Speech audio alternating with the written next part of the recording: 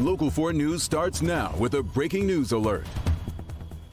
And we're following that breaking news out of Oakland County. It's just into Local 4 here. A police situation happening right now in Highland Township near Milford Road and M59. And we're going to start right there this noon. Sean Lay on the scene there in Highland Township for us. Sean, what do you know? What we know is what we see, Jason. We continue to work on this, and we're going to be working on it all day, waiting to hear from the Oakland County Sheriff. You look this way, you've got sheriff deputies, SUVs all the way down the street. You've got a forensic science laboratory over here from Oakland County. So many deputy cars, and all the focus is over my shoulder here on one of the units, a condo here. Very quiet condo situation, condo community here, and lots of evidence techs going in and out. You can see the entire street, Delmar Court, right here, where you described here in Highland, is taped off, a big chunk of it, as evidence technicians go in, take photos, come out with some evidence. Now, neighbors have been speculating. They did not hear anything. They know the people who live there, but nothing firm, nothing confirmed, no names, and no indication of exactly what's happened here. So we continue to work this, Jason. You can see a very, very active scene here. And then there's also an SUV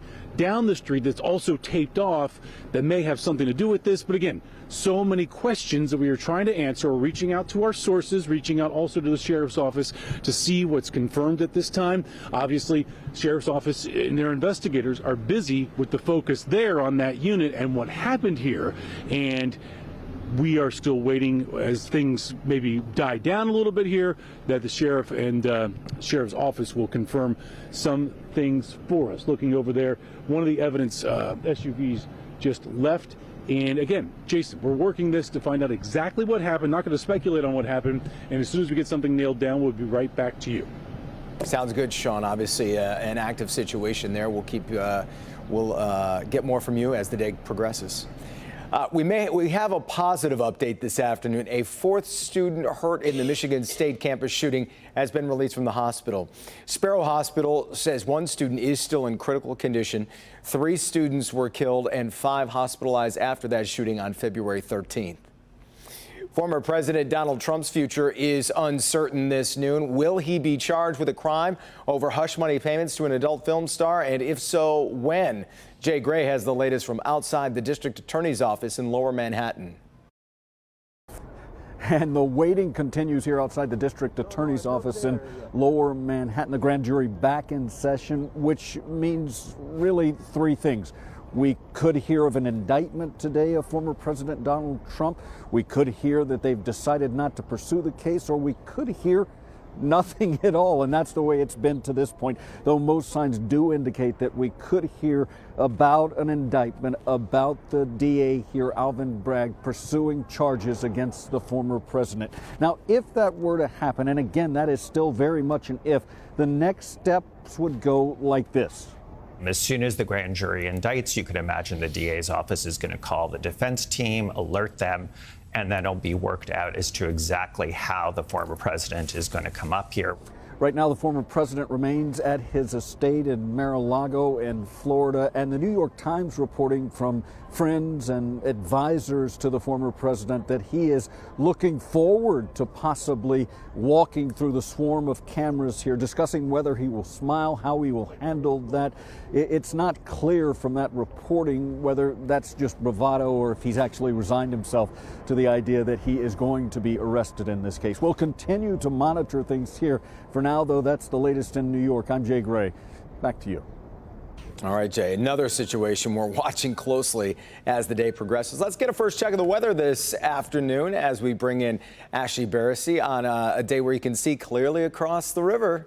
That's right. So visibility pretty good, but we have the cloudy skies, so not as much sunshine as what we have had the last couple days. Overcast skies really embracing much of lower Michigan, but you look up towards the very far northern part of lower Michigan into the UP, there's some snow showers, but with temperatures well above freezing. Any precip that rolls in later on today will be in the form of rain. I've zoomed out to show you temperatures because this is going to tell the story of what is causing the rain as we get in the later part of the evening. A cold front off to our west.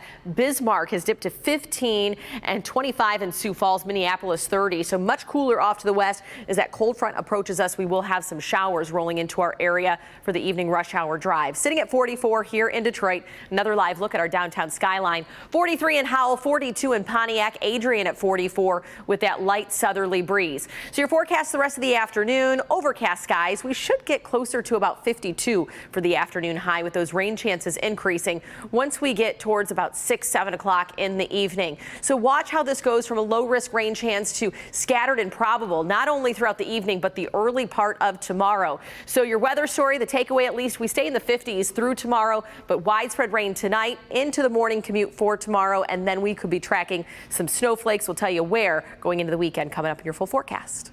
All right, I'm going to pretend we didn't hear that last part. Today is the day we expect to find out whether the Federal Reserve will raise interest rates again or hit the pause button. A rate hike could also have implications for the stock market and the overall economy. You're taking a live look at the big board there where it appears the New York Stock Exchange holding fairly even right now. But let's get to Bree Jackson in Washington with more on this. Fighting inflation and containing a banking crisis, two factors playing a key role in the Federal Reserve's decision on interest rates. Earlier this month, Fed Chair Jerome Powell suggested more aggressive hikes could come. The process of getting inflation back down to 2% has a long way to go and is likely to be bumpy. Increasing rates have sent Americans on a roller coaster ride. That influences and trickles to consumers through higher borrowing costs. We've seen it with credit card rates. We're also seeing the effect on the U.S. housing market. According to recent data from the National Association of Realtors, sales of previously owned homes jumped 14.5% last month. That's the first monthly gain in a year. So the volatility that we actually have seen has made interest rates in the mortgage market actually decline. Some experts predict the Fed could increase rates by a quarter point or more today. Others expect the central bank to hit the pause button following the collapse of multiple U.S. banks. Why are we having a banking crisis? Because government spent too much and created inflation. The Biden administration has taken steps to safeguard the banking system. The situation is stabilizing, and the U.S. banking system remains sound. And ease financial concerns as investors brace themselves for the Fed's next move. And some fear that rising interest rates could make it harder for banks to lend money, harming small businesses and other borrowers. In Washington, Bree Jackson, NBC News. There will be a hearing in Lansing later this afternoon over the overcrowding and other issues at the Wayne County Juvenile Detention Facility. The hearings will come just hours after Wayne County Executive Warren Evans declared a public health state of emergency during his State of the County address. We will have updates from those hearings later on Local 4. The repeal of the state's right to work law headed to the governor's desk now. Right to work bans a requirement that workers have to join the union if there is one at their place of work. A repeal previously passed the House and Senate, but revisions made by the Senate sent the bill back to the House for a second round of approval. The governor now expected to sign that bill by the end of the month.